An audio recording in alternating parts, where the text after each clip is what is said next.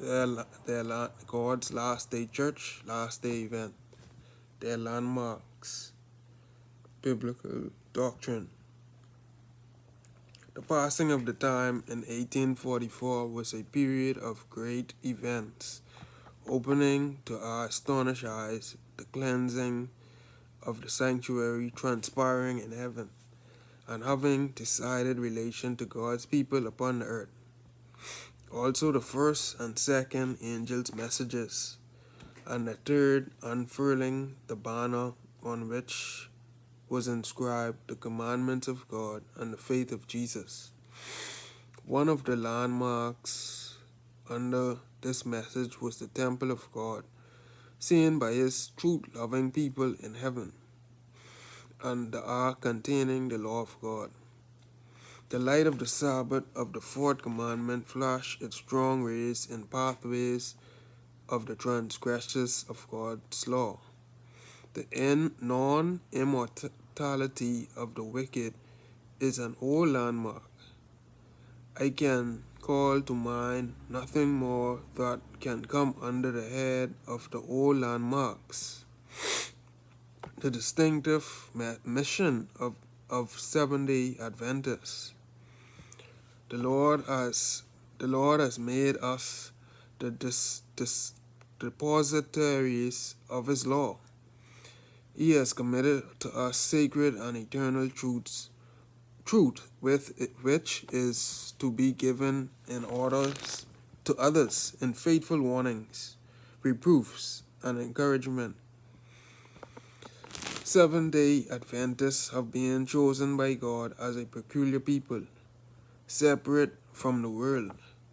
By the great clever of truth, he has cut them out from the quarry of the world and brought them into a connection with himself. He has made them his representatives and has called them to be ambassadors for him in the last work of salvation.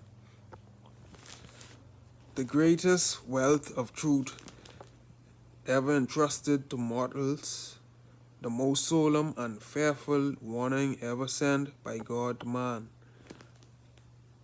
have been committed to them to be given to the world. In a special sense, Seventh-day Adventists have been set in the world as watchmen and light bearers. To them has been entrusted the last warning for a perishing world. On them is shining wonderful light from the Word of God. They have been given a work of the most solemn import, the proclamation of the first, second, and third angels' messages.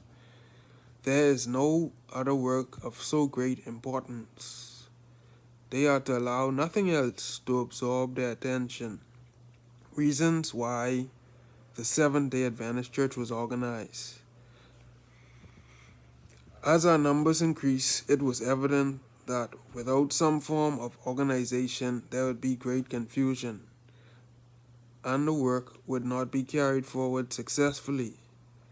To provide for the support of the ministry, for carrying the work in new fields, for protecting both the churches and the ministry from unworthy members, for holding church property, for the publication of the truth through the press, and for many other objects, organization was indispensable.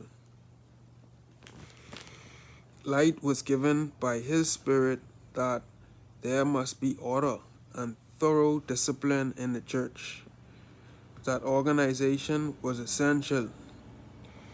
System and order are manifest in all the works of God throughout the universe.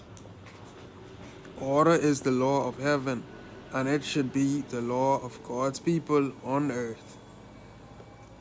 Organization will be essential. Unless the churches are so organized that they can carry out and enforce order, they have nothing to hope for in the future. Oh, how Satan would rejoice if he could succeed in his efforts to get in among this people and disorganize the work at a time when thorough organization is essential and will be the greatest power to keep out spurious uprisings and to refute claims not endorsed by the Word of God. We want to hold the lines evenly, that there shall be no breaking down of the system of organization and order that is being built up by wise, careful labor. License must not be given to disorderly elements that desire to control the work at this time. Some have advanced that the thought that as we near the close of time, every child of God will act independently of any religious organization. But I have been instructed by the Lord that in this work there is no such thing as every man's being independent.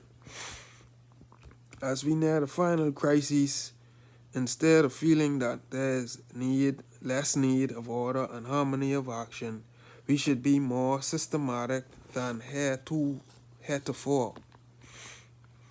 Special authority of God's church. God has invested his church with special authority and power, which no one can be justified in disregarding and despising. For in so doing, he despises the voice of God. God has bestowed the highest power under heaven upon his church. It is the voice of God and his united people in church capacity which is to be respected. A time of spiritual weakness and blindness. I was confirmed in all I had stated in Minneapolis that a reformation must go through the churches. Reforms must be made, for spiritual weakness and blindness were upon the people who had been blessed with great light and precious opportunities and privileges. As reformers, they had come out of the denominational churches, but they now act as a part similar to that which the churches acted. We hope that there would not be the necessity for another coming out. While we will endeavor to keep the unity of the Spirit in the bonds of peace, we will not with pen or voice cease to protest against bigotry of those who boast of their light and yet fail to walk in it. Christ says, "But I say unto you, it shall be more tolerable for Tyre and Sidon at the day of judgment than for you. And thou, Capernaum, Seventh-day Adventists, who have had great light, which are exalted unto heaven in point of privilege, shall be brought down to hell. For if the mighty works which have been done in thee have been done in Sodom, it would have remained until this day." The church is in the Laodicean state. The presence of God is not in her midst. God's last day church, last day events. Abuse of power at church headquarters. The General Conference is in itself becoming corrupted with wrong sentiments and principles. Men have taken unfair advantage of those whom they suppose to be under their jurisdiction. They were determined to bring the individuals to their terms. They would rule or ruin. The high-handed power that has been developed as though position has made men gods makes me afraid and ought to cause fear. It is a curse wherever and by whomever it is exercised. God's last day church, last day events.